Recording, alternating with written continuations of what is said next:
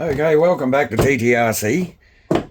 Let's get in and unbox this XR311. We're pretty excited about this one. This is just the lid of the box, obviously. Just so that we can go over the actual box and see what's actually on it. I did find a couple of sort of half interesting bits and pieces.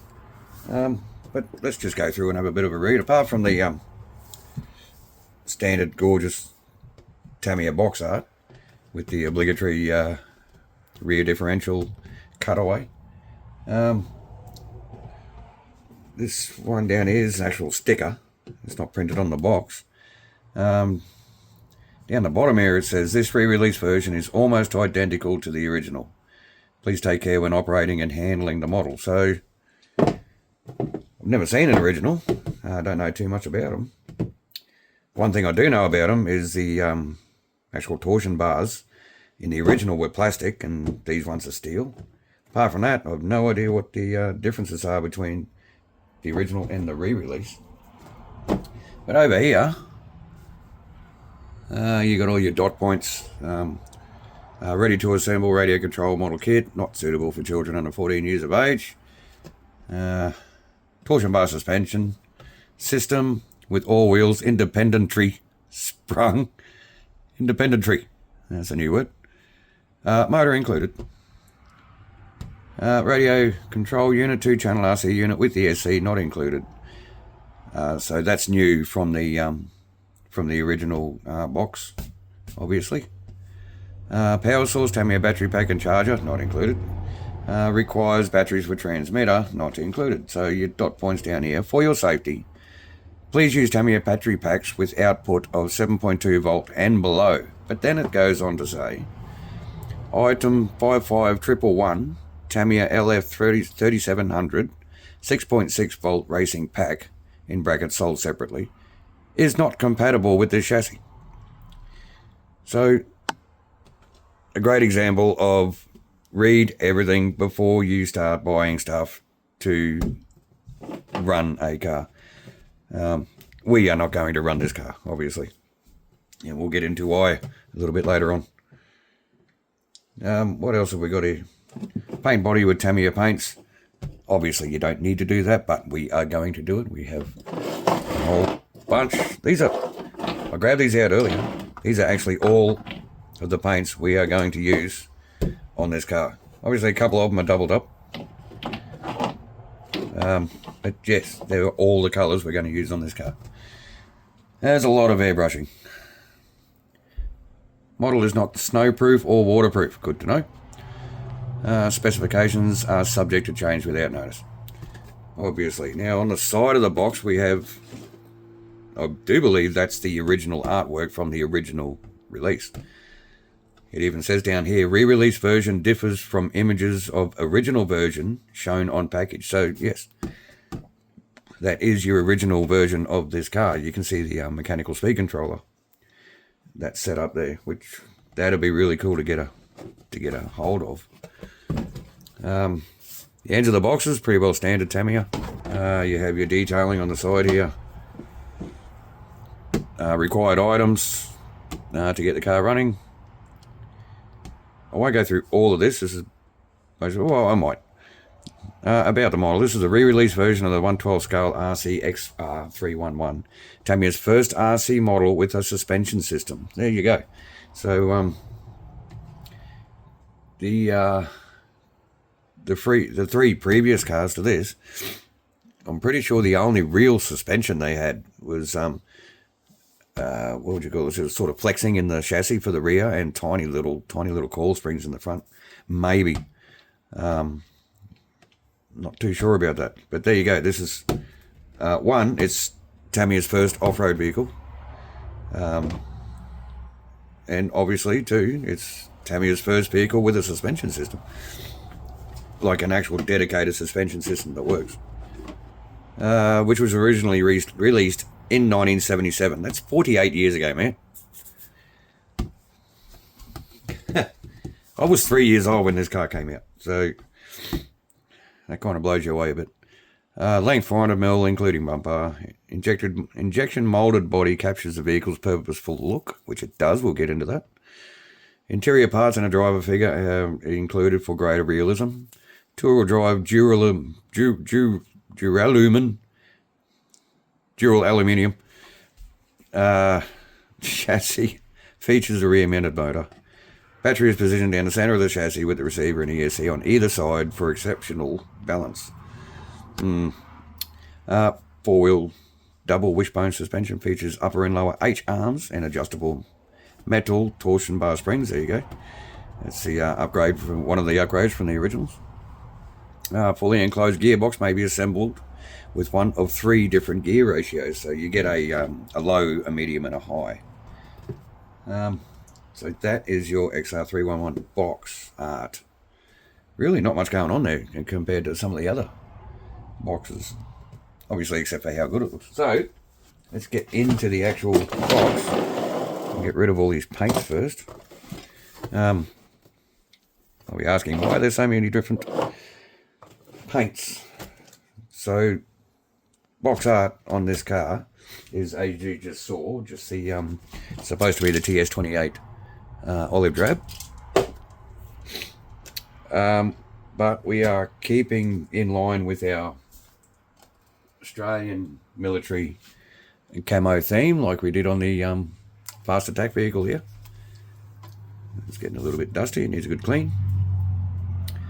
But yes, we're definitely going this direction with this car. So a lot of airbrushing, a lot of black, green and sand camo.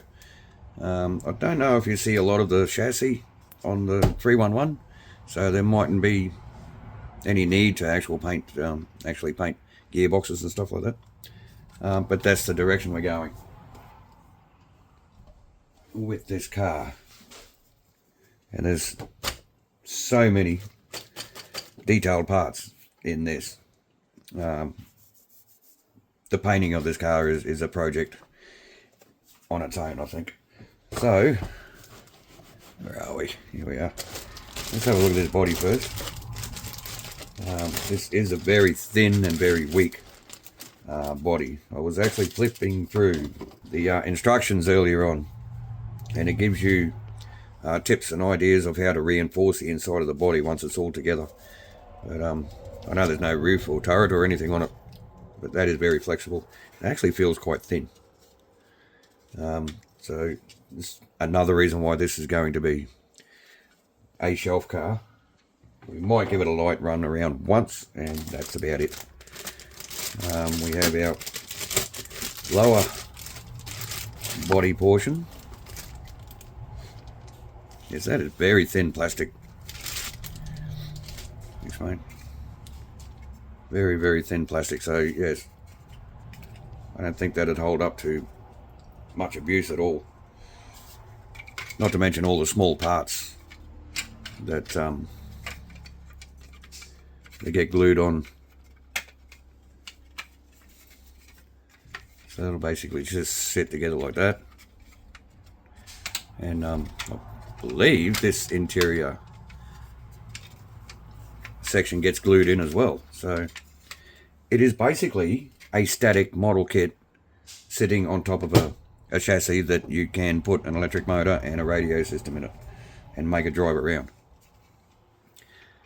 Which is super cool, so cool. Gives you the opportunity to really go all out on your details and stuff. So we have some mesh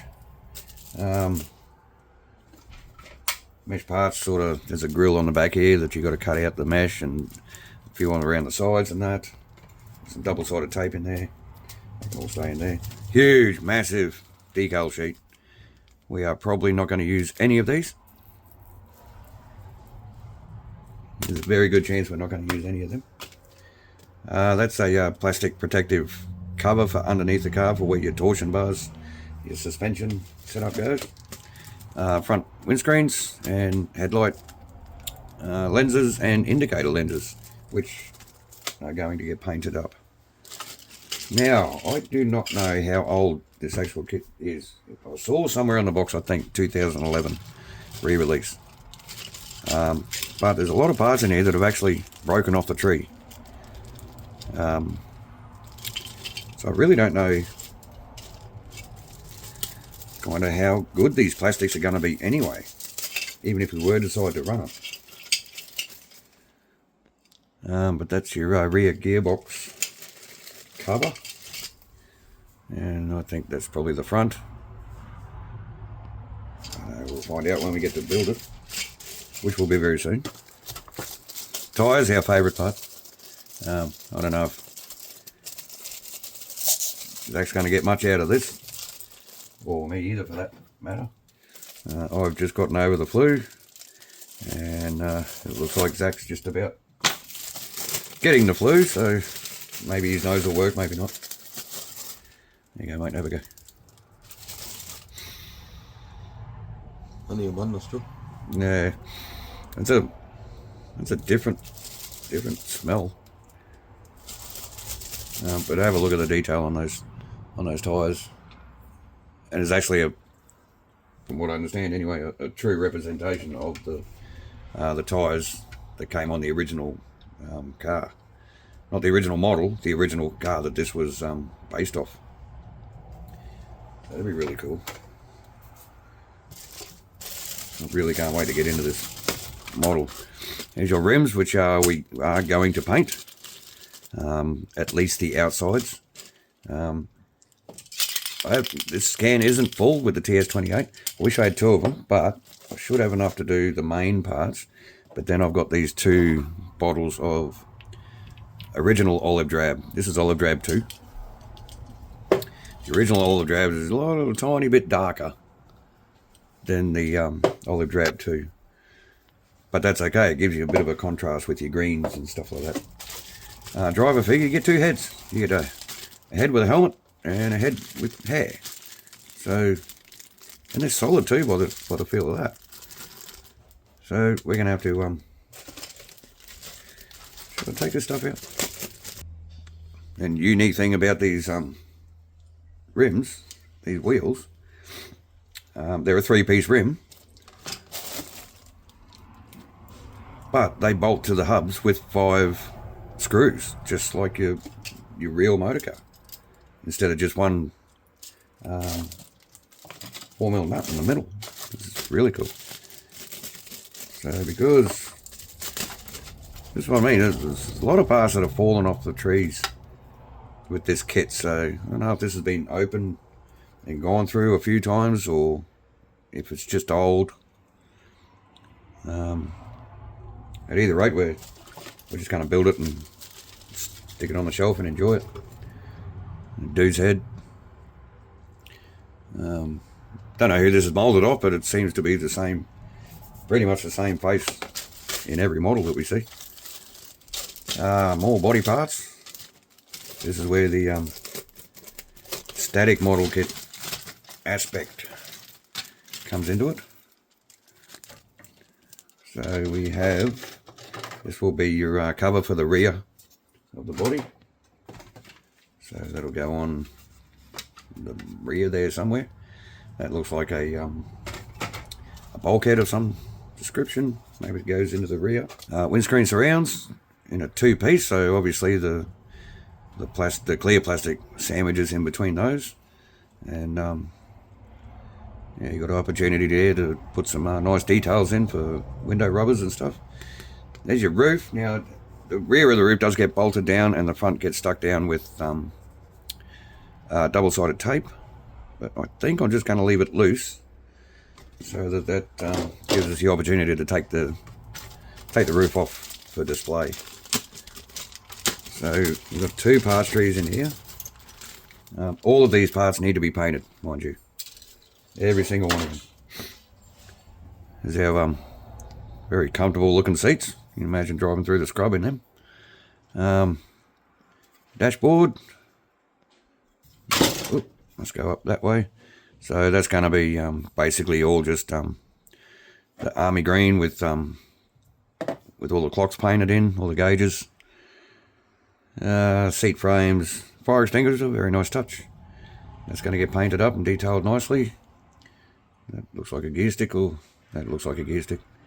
windscreen wipers, so lots of opportunity for extra detail to be put on there. Jerry cans, they're your straps that go around your headlights.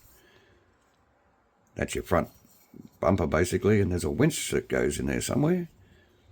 Where is that? There it is. There's your winch fair lead, so they can get painted up separate. There's a pintle hook for the rear. Very cool. So that is almost all of your plastic parts.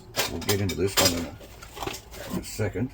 There's a couple more pass trees here. I think these are identical pass trees. Yeah, look how easily even that plastic bag's ripping open. I reckon this is an old kit that's sort of been sitting in surplus, and it finally just got sold. That came off that tree. Oh, here we go. Thanks, mate. That's a part of your suspension system, actually, for your torsion bars. There you go. It came off the other side of that one there. So what I mean, parts are just falling off these trees, so we've got to be really careful that we don't lose anything. Now, these pass trees are identical, I think. There's another one just fell off. So I think we're just going to have to get in and start building this straight away before we start losing parts. So, yeah, those pass trees are identical. Obviously, your front and rear control arms are the same. I can see bits for a steering bell crank there. It looks like Discount Millennium Falcon. I believe that's a servo saver. There you go, there's 2 more parts trees. Now, let's get rid of this main box. Have a look at some metal parts. So, this is as close you're going to get to blister packaging without actually having blister packaging. Some of the cars, they still do it. So we have, they've got to be the world's shortest dog bones. And some drive cups. Here's your front and rear wheel hubs. I'll just take one out so we can have a look. You can see what I mean by how the wheels actually attach to the hubs. So whichever way it goes, I believe that's the outside maybe. Your wheel rim gets put together and then screwed on with five individual screws instead of one single nut in the middle, which is all kinds of cool. Here's your main central chassis, just bent up, looks like 1 mil, a little bit over 1 millimeter aluminium. It's a bit thicker, that one.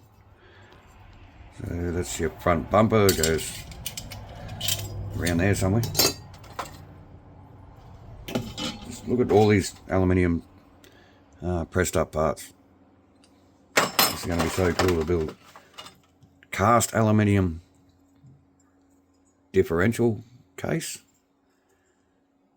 It's it's different. Here's all your bushes, which we're going to run. We're not going to bother putting ball bearings in this kit. There's really no point. And a couple of bevel gears. All that can go sitting back in there. And our hardware box. Okay, so I have had a look through the instruction manual. It does come with your red gel thread lock, but it originally came with the Manuel. Just had to dig it out. Okay, so here we have a supplement for parts trees. That's your mesh. We've got some part numbers down here, all in Japanese obviously. But here we have a supplement telling you they used to supply the liquid thread lock with this kit. Now they've replaced it with the AG gel thread lock, which I do prefer this one. The liquid thread lock, I believe that's the blue one. I think that's the one that eats your plastic, which you do not want with a kit such as this. And there's a lot of thread lock that's used on this kit. So we'll have a look at the manual in a minute. One really interesting thing I won't even tell you straight away. See if you notice it. See if Zach notices too. So let's just pour it all out here. Standard Tamiya 540 motor.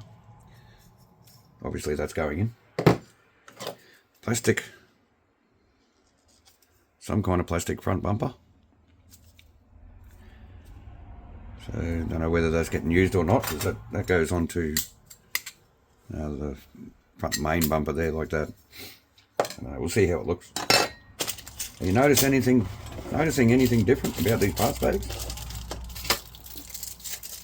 What about you, Zach? Not really. Not really?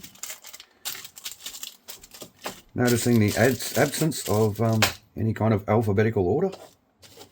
Oh, okay. There are no labels on any of the bags. So, that takes you back, doesn't it?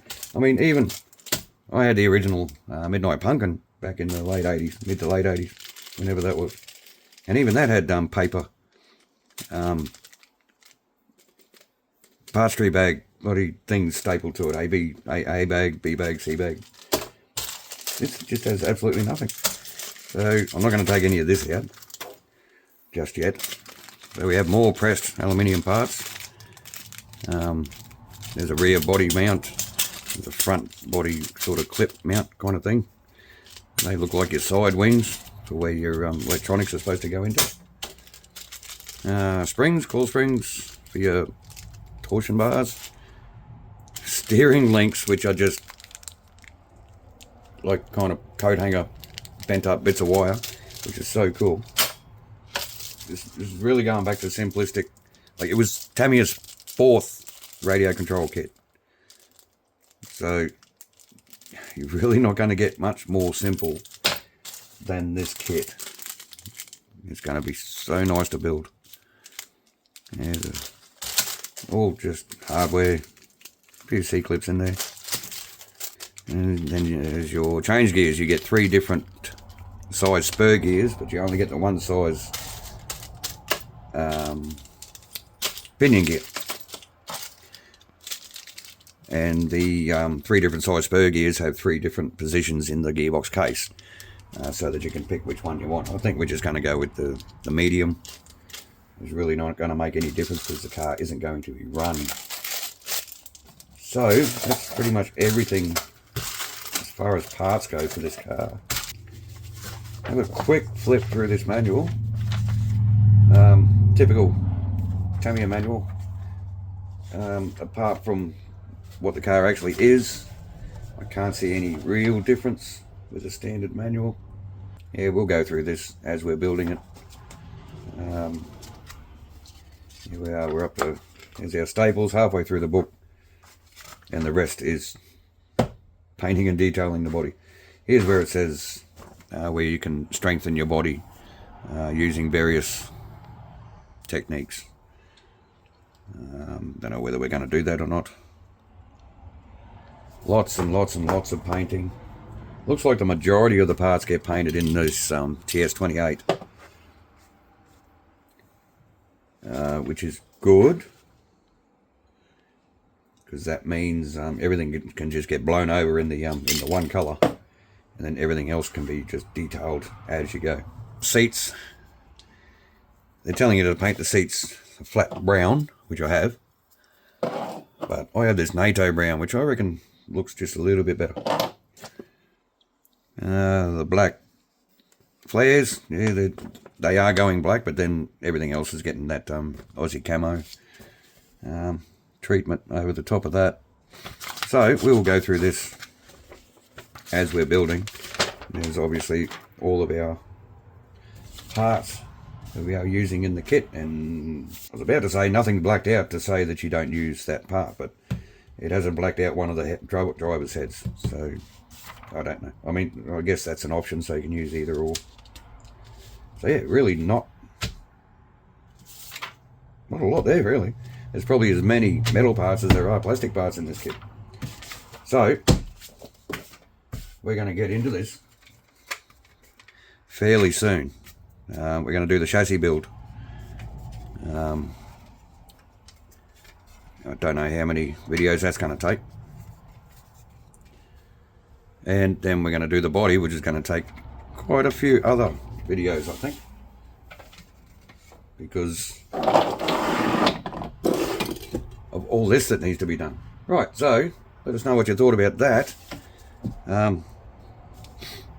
We are really looking forward to building this. It's going to be so nice.